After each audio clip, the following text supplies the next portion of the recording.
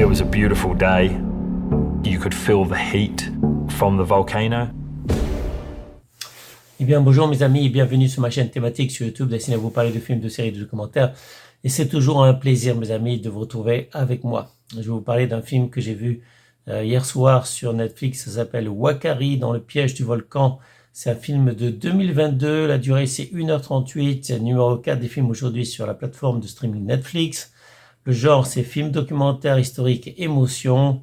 De quoi ça parle? C'est des vidéos sur le vif et témoignages de survivants et de sauveteurs sont au cœur de ce documentaire saisissant sur l'éruption volcanique meurtrière de 2019 en Nouvelle-Zélande. Et voilà mes amis, donc c'est plutôt un documentaire qu'un film, enfin disons on va dire c'est un film documentaire, voilà, parce que c'est vraiment un film. Il y a des témoignages des survivants évidemment. Il y a eu beaucoup de morts, enfin moi je vous dis pas le nombre de morts, vous le découvrirez de toute façon en regardant ce documentaire que je valide, évidemment, ce film documentaire que je valide.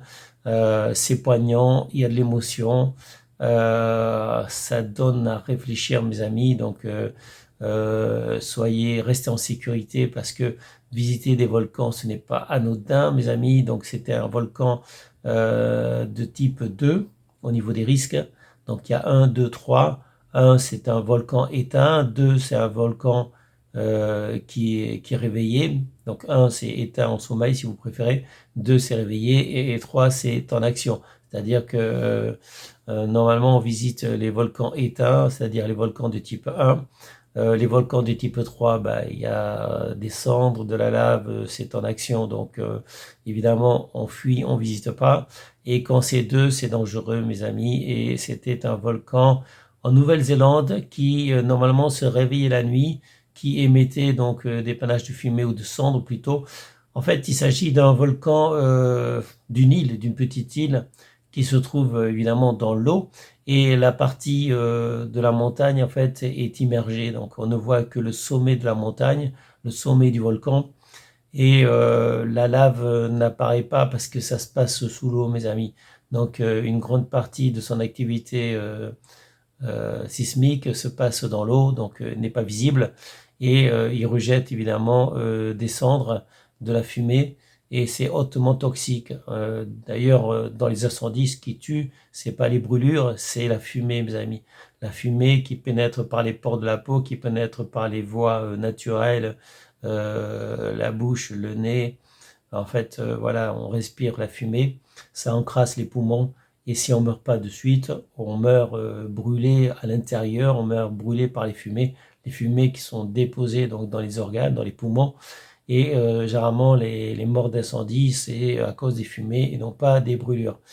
Donc là, effectivement, il y a eu à la fois, comment dire, dépôt de fumée toxique à l'intérieur des organes des personnes, mais il y a eu aussi la chaleur des fumées. Les fumées sont très chaudes, qui ont brûlé la peau, qui ont, comment dire, euh, je ne sais pas comment dire, mes amis. Voilà, je sais pas comment dire, mais en fait, c'est vraiment, on va dire, c'est pas pour tout le monde, c'est pas pour les enfants, évidemment. Certaines personnes ne devraient peut-être pas voir ce film documentaire, surtout que c'est du réel. Donc, moi, je valide parce que, évidemment, je trouve que c'est important au niveau des précautions, au niveau, comment dire, de connaître les risques, de la prévention des risques. Je trouve que c'est important de connaître les risques des volcans. Ça se visite pas comme ça, mes amis. Je sais que beaucoup veulent faire des photos. Et effectivement, il y a, comment dire, il y a beaucoup de beauté en fait dans ces volcans. C'est la nature sauvage, euh, le soufre qui s'échappe effectivement de certaines petites bouches. Mais c'est très intéressant, effectivement, et c'est sans doute très beau, mais c'est une nature dangereuse, c'est une nature très dangereuse qui se réveille parfois et qui tue. Donc même les survivants, certains survivants, ils vont garder les séquelles à vie à cause des brûlures sur la peau qui est partie dans certains endroits. Il a fallu faire énormément de greffes et certains vont devoir subir des greffes à vie tous les mois. Donc, c'est quelque chose dont on se remet difficilement, mes amis. Donc, Wakari dans le piège du volcan, évidemment, je valide. Mais disons que c'est important de voir ce film. Voilà, ce film documentaire, c'est important de le voir. Il est bien fait, évidemment. Il y a de l'émotion. Mais les âmes sensibles, il vaudrait mieux pas peut-être qu'ils voient ce genre de film. Voilà.